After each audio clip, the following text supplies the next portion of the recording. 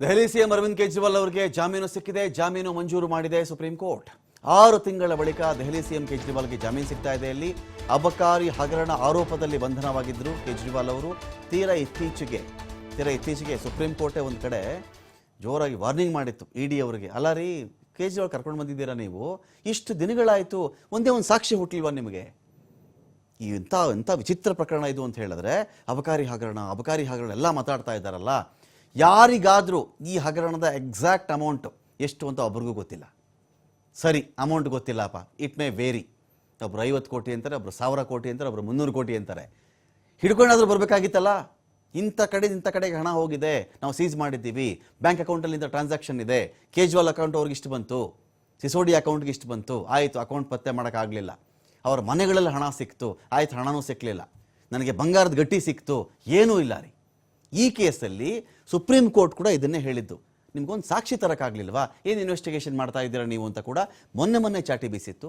ಯಾಕಂತ ಹೇಳಿದ್ರೆ ಈ ಹಗರಣದ ಬಗ್ಗೆ ಕೇಳಲಾದಂಥ ಸುದ್ದಿ ಇತ್ತಲ್ಲ, ಅಷ್ಟು ಕೋಟಿ ಇಷ್ಟು ಕೋಟಿ ಅಂತೇಳಿ ಎಲ್ಲವೂ ಕೇಳಿದ್ರಷ್ಟೇ.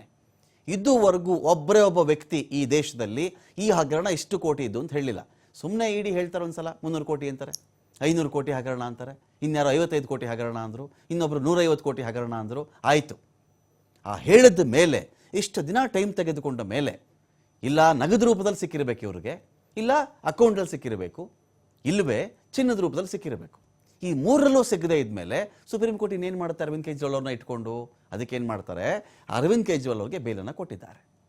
ಮಾರ್ಚ್ 21ನೇ ತಾರೀಕು ದೆಹಲಿ ಸಿಎಂ ಕೇಜ್ರಿವಾಲ್ ಅವರನ್ನು ಅರೆಸ್ಟ್ ಮಾಡಿತ್ತು ಇಡಿ. ಕೇಜ್ರಿವಾಲ್ಗೆ ಷರತ್ತುಬದ್ಧ ಜಾಮೀನನ್ನು ಹಾಕಿದೆ, ಜಾಮೀನು ಕೊಟ್ಟಿದೆ ಸುಪ್ರೀಂ ಕೋರ್ಟ್. ಸತ್ಯಮೇವ ಜಯತೆ ಅಂತ ಹೇಳಿ ಸುಪ್ರಿಯಾ ಸುಳೆ ಒಂದು ಕಡೆ ಟ್ವೀಟನ್ನು ಮಾಡಿದ್ದಾರೆ.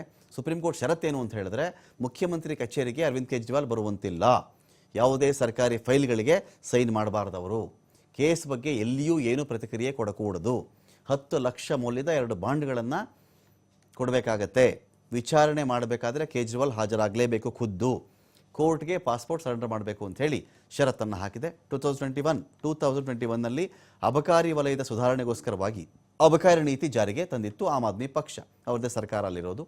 ಈ ನೀತಿ ಅನ್ವಯ ಖಾಸಗಿ ಕಂಪನಿಗಳು ಮತ್ತು ಉದ್ಯಮಿಗಳಿಗೆ ಚಿಲ್ಲರೆ ಮದ್ಯ ಮಾರಾಟಕ್ಕೆ ಅವಕಾಶವನ್ನು ಸರ್ಕಾರ ತನ್ನ ಪರವಾಗಿರ್ತಕ್ಕಂಥ ಕಂಪನಿಗಳಿಗೆ, ಉದ್ಯಮಗಳಿಗೆ, ಮಾಲೀಕರುಗಳಿಗೆ ನೆರವು ಕೊಡ್ತಾ ಇದೆ ಅಂತ ಆರೋಪ ಬಂತು. ಇನ್ನು ನೀತಿ ತರ್ತಾರೆ, ತನ್ನ ಕಡೆ ಯಾರು ಇದ್ದಾರೋ ಅಂಥ ಓನರ್ಗಳನ್ನ ಹಿಡ್ಕೊಂಡು, ಉದ್ಯಮಿಗಳನ್ನ ಹಿಡ್ಕೊಂಡು ಇವರು ಅವ್ರಿಗೆ ನೆರವು ಕೊಡ್ತಾ ಇದ್ದಾರೆ ಅಂತ. ಜೊತೆಗೆ ಲಂಚ ಪಡೆದುಕೊಂಡು ಹೊಸಬರಿಗೆ ಪರವಾನಗಿ ಕೊಡಲಾಗಿದೆ ಅಂತ ಕೂಡ ಆರೋಪ ಇತ್ತು. ದೆಹಲಿ ಸರ್ಕಾರಕ್ಕೆ 2631 ಕೋಟಿ ರೂಪಾಯಿ ನಷ್ಟ ಆಯಿತು ಅಂತ ಮಾಹಿತಿ.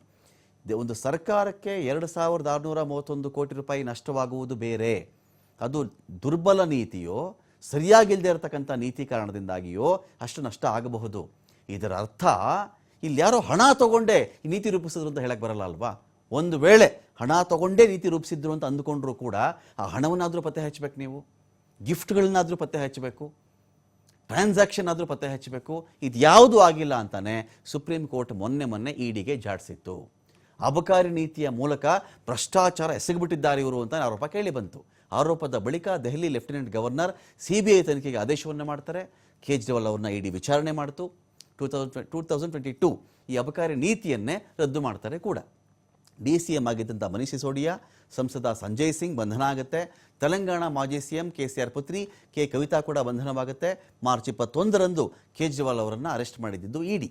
ಸೊ ಹಾಗಾಗಿ 177 ದಿನಗಳ ಕಾಲ ಜುಡಿಷಿಯಲ್ ಕಸ್ಟಡಿಯಲ್ಲಿದ್ದಂಥ ಅರವಿಂದ್ ಕೇಜ್ರಿವಾಲ್ ಇದೀಗ ಅವರಿಗೆ ಬಿಡುಗಡೆಯ ಭಾಗ್ಯ ಸಿಗ್ತಾ ಇದೆ.